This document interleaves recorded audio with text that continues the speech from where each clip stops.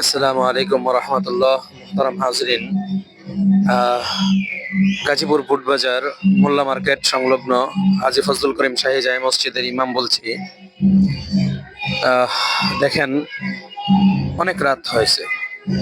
দেখেন, এই যে গান বাজনা যে শুরু হয়েছে, এই যে ঠিক এই বরাবর দেখেন এতগুলো মানুষ এখানে, ভিতরে মহিলা আছে, অনেক পুরুষ, অনেক মানুষ এই গান বাজনা সবকিছু দেখতেছে এরা। হ্যাঁ, এই যে বিয়ে বাড়িতে, এই যে দেখেন এই মসজিদের ঠিক পশ্চিম পাশে আছি। এই যে মসজিদ, হ্যাঁ, এই যে ভিতরে মসজিদ, হ্যাঁ ভিতরে মসজিদ।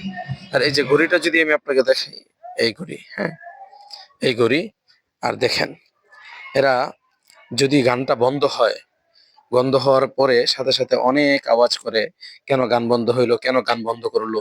হ্যাঁ, এটা এখানে কত মানুষ অসুস্থ আছে, কত মানুষ শ্রমজীবী আছে, তারা ঘুমাইতেছে আজকের একটা দিন। গার্মেন্টস কর্মী সারাদিন কঠোর পরিশ্রমের পরে আজকে ঘুমাবে, কালকে আবার অফিস করবে। অনেক গার্মেন্টস আছে যে শুক্রবারে বন্ধ থাকে না। এই সব কিছুর পরেও আপনি একটু কষ্ট করে দেখেন যে তারা কি করতেছে। হ্যাঁ, আল্লাহ তাআলা এদেরকে হেদায়েত দান করুক, মাফ করুক। সর্বোচ্চ আমরা এতটুকুই বলতে পারবো, এর বেশি কোনো কিছুই বলতে পারবো না। পাশে মসজিদ, কবরস্থানও আছে। তারা মনে হয় যে কখনোই কবরে যাবে না, মনে হয় যেন তারা চিরঞ্জীব হয়ে দুনিয়ার মাঝে আসছে।